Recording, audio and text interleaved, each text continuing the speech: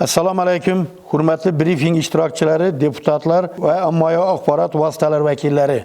Bugun sizlar bilan 2025-yil davomida Xalq deputatlari Xanqa tuman kengashi tomonidan amalga oshirilgan ishlar yuzasidan briefing o'tkazmoqdamiz. Bugungi ma'ruzamda kengashimiz faoliyatining asosiy yo'nalishlari, ko'rsatkichlari va aniqlangan muammolar haqida qisqacha ma'lumot beraman. Xalq deputatlari Xanqa tuman kengashining 5 ta doimiy komissiyasi tomonidan sessiyaga kiritilgan 138 ta masala sohalar kesimida doimiy komissiyada ko'rib chiqilgan.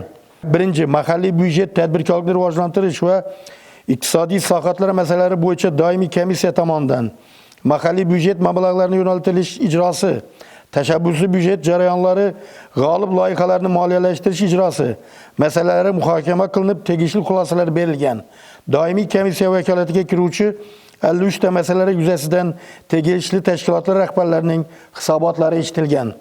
Korrupsiyaga qarshi kurashish va xavfsizlik masalalari bo'yicha doimiy komissiyasi tomonidan 25 ta masalalar muhokama qilingan bo'lib, jumladan hududda jinoyatchilik va korrupsiyaga oid jinoyatchilik holati, uning kelib chiqish sabablari hamda ularni bartaraf etish bo'yicha ko'rilayotgan choralar yuzasidan tuman prokurorining axboroti, tumanda huquqbuzarliklarning oldini olish va jamoat xavfsizligini ta'minlash holati to'g'risida tuman ichki ishlar bo'lim boshlig'ining hisoboti, norma ijodkorligi hamda huquqni qo'llash amaliyoti holati yuzasidan tuman adliya bo'lim boshlig'ining axboroti va shu kabi doimiy komissiya vakolatiga kiruvchi masalalar doimiy komissiya yig'ilishlarida muhokama qilingan.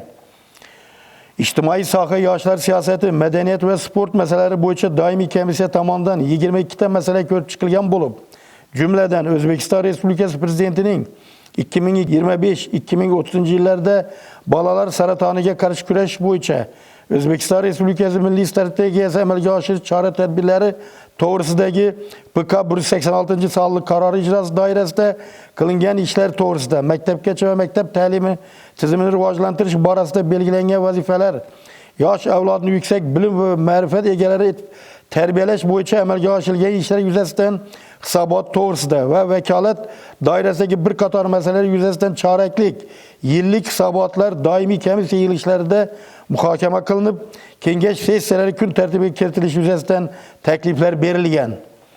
Agrar suv xo'jaligi va ekologiya masalalari bo'yicha doimiy komissiya tomonidan 20 ta masalalar ko'rib chiqilgan bo'lib, jumladan vegetatsiya va kuz-qish vegetatsiya davri uchun yakuniy iste'molchilar kesimida ekinlarni sug'orish uchun suv olish limitlarini tasdiqlash to'g'risida, mening bog'im yashil jamoat parki tashkil etish to'g'risida, ekologiya va atrof muhitni muhofaza qilish bo'limi tomonidan amalga oshirilgan ishlar to'g'risida tumanning 2030-yilgacha mo'ljallangan ekologik master rejasini tasdiqlash to'g'risida masalalar komissiyada muhokama qilingan. Reglamenti deputatlik odobi axloqi masalalari bo'yicha doimiy komissiyasi tomonidan 11 ta masala muhokama qilingan bo'lib, ulardan deputat so'rovlariga javob berish holatlari ko'rib chiqish to'g'risida deputatlar tomonidan deputatlik odobi qoidalariga rioya etilishining holat to'g'risidagi masalalar bir necha marotaba hamda boshqa vakolat doirasidagi masalalar komissiya yig'ilishlarida muhokama qilingan hamda sessiya kun tartibiga kiritilgan. Sessiyalar va qabul qilingan qarorlar 2025-yil davomida Xanqa tuman xalq deputatlari kengashi tomonidan 20 ta sessiya o'tkazilib, 138 ta masala muhokama qilindi va hamda 138 ta qaror qabul qilindi. Shundan 6 ta siyosiy partiya guruhlari tashabbusi asosida ishlab chiqilib, hududni ijtimoiy-iqtisodiy rivojlantirish, aholi bandligini oshirish va infratuzilmani yaxshilashga qaratilgan. Hisobot va axborotlar eshitish kengash sessiyalarida 21 ta hisobot tinglandi. Tuman hokimining 1 ta, hokim o'rinbosarlarining 4 ta, tuman ichki ishlar bo'lim boshlig'ining 3 ta, tuman prokurorining 3 ta, tuman moliya bo'lim boshlig'ining 3 ta, tuman yoshlar ishlar bo'lim boshlig'ining 3 ta va boshqa tarmoqlardan 3 ta. Shuningdek 16 ta axborot eshitilib, ularning tarkibida adliyadan 1 ta, xalq qabulxonasidan 5 ta, deputatlik guruhlari va 3 ta va 7 ta boshqa sohalarga oid ma'lumotlar mavjud. Eshituvlar natijasida aniqlangan kamchiliklarni bartaraf etish va ijobiy tajribalarni kengaytirish bo'yicha aniq topshiriqlar berildi. Normativ huquqiy faoliyat 2025-yil davomida tuman kengash tomonidan 8 ta normativ huquqiy qaror qabul qilinib, ularning barchasi huquqiy ekspertizadan o'tkazilgan. Deputat so'rovlari deputatlar tomonidan 118 ta so'rov yuborilgan. ve 118'tesi öz vaqtida javob berilgan. Javobsiz so'rovlar mavjud emas.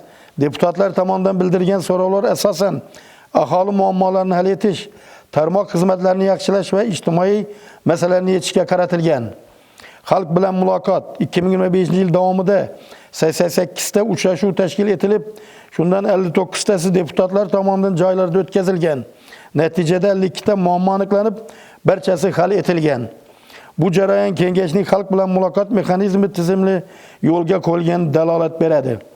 Deputatlar tarkibi, kengash tarkibi 25 deputatdan iborat, hozirda 25 nafar faoliyat yuritmoqda. Deputatlar tarkibida turli sohalardagi mutaxassislar, jamoat faollari va yosh yetakchilar faol ishtirok etmoqda. Ommaviy axborot vositalari bilan hamkorlik yil davomida kengash faoliyati keng yoritildi. Mahalliy televideniyada 4 ta chiqish, bosma nashrlarda 2 ta maqola, internet saytlarida 24 ta material va ijtimoiy tarmoqlarda 44 ta post, jami 74 ta axborot materiallari orqali kengash faoliyatining ochiqligi ta'minlandi. 2025-yil davomida Anka tuman kengashi o'z faoliyatini xalq manfaatlariga xizmat qilish tamoyili asosida samarali olib bordi. Asosiy natijalar: 20 ta sessiya o'tkazildi, 138 ta masala muhokama qilindi, 52 ta muammo hal etildi, 118 ta deputat so'rovi yuborildi, 8 ta normativ huquqiy qarorlar ekspertizadan o'tkazildi, 74 ta ommaviy axborot vositalari chiqishi amalga oshirildi. Bugungi ma'ruzamni yakunlar ekanman. Barchangizni hamkorlikka, ochiq muloqotga va mas'uliyatli faoliyatga chaqiraman. E'tiborlaringiz uchun katta rahmat.